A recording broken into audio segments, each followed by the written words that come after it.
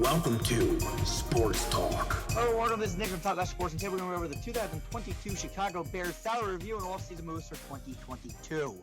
Here we go. Matt Eberflus has his opportunity. In the Chicago Bears. 6-11 last year, trying to come in, get Justin Fields to work. Thank goodness Matt Nagy is gone. I think he failed Mitch Trubisky. I don't know why he drafted Justin Fields. I just feel like the whole situation is just crappy. Trubisky was a pocket. I mean, he wasn't a pocket. He was a guy that was played great under play action, moving out of the pocket. He did that year one, then he went away from one and became a pocket passer. Then, instead of drafting a pocket passer, he decided to draft Justin Fields, another non-pocket passer. And he thought it was going to work, I guess. Maybe. I have no idea.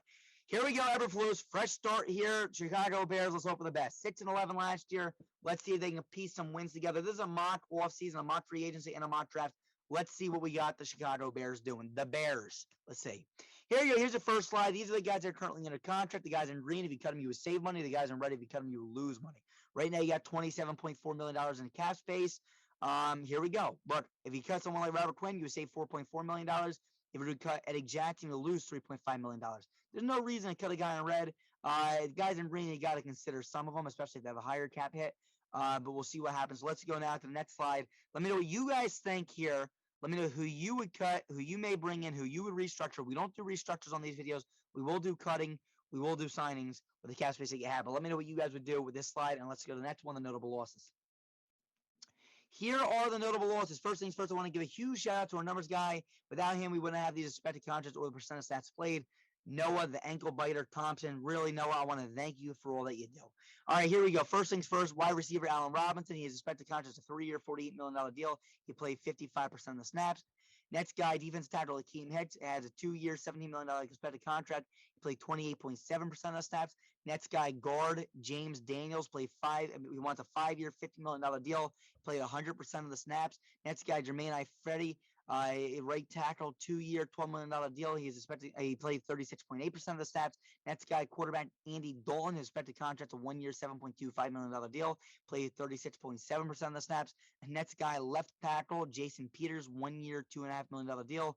Snaps played with 67%. And last guy, but not least, Bilal Nichols, defensive tackle, 2 years, $13.6 million. Played 64.1% of the snaps played. Typically, a good rule of thumb is guys that play a high percent of snaps are usually the guys that you bring back, especially if they played well, because you want to keep continuity and chemistry going for the team. So let's go to the next slide where we're going to have our potential targets. Here are your potential targets. You got $27.4 million in estimated cap space. We got you guys cutting Eddie Goldman, which saves $6.6 million, which puts you at $34 million in estimated total cap space available. With that being stated, we got you guys bringing back James Daniels to a 5-year, $50 million deal, which is a $10 million cap hit.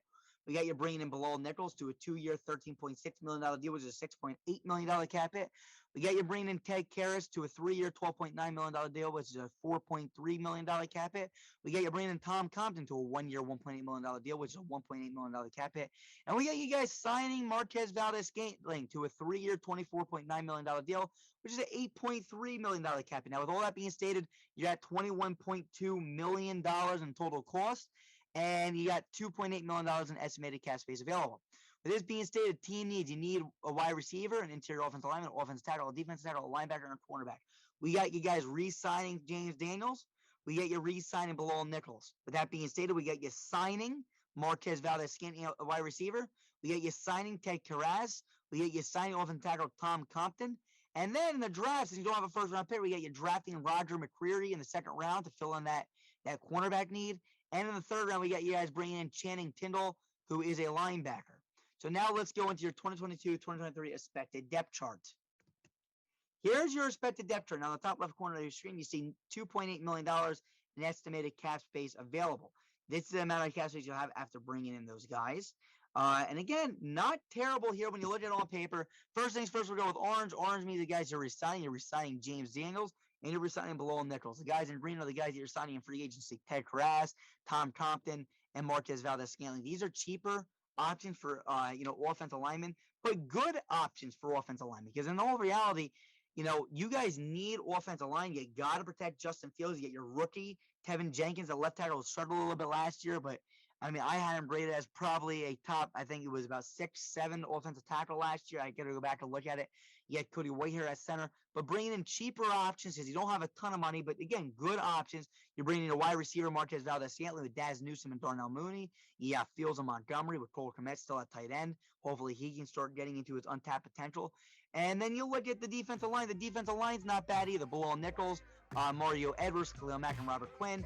Angelo Blackson's a placeholder in yellow. Remember, in yellow's placeholder, so you got to fill in these if you can. If you have an opportunity to, you will. And in blue, these are your draft picks. Roger McCreary and Channing Kindle. You had Jalen Johnson, who played pretty good last year for you guys, and Eddie Jackson here flocking down the safety position. Between Tyndall and Roquan Smith, Robert Quinn, and Khalil Mack, I feel like this defense is pretty dang solid. I would hope the best for you guys. Let me know what you guys think. Last year, you guys went 6-11. This year, if you make these moves, I think you guys can win 7, 8 maybe games at most right now. This year, again, it's going to be a slow rebuild.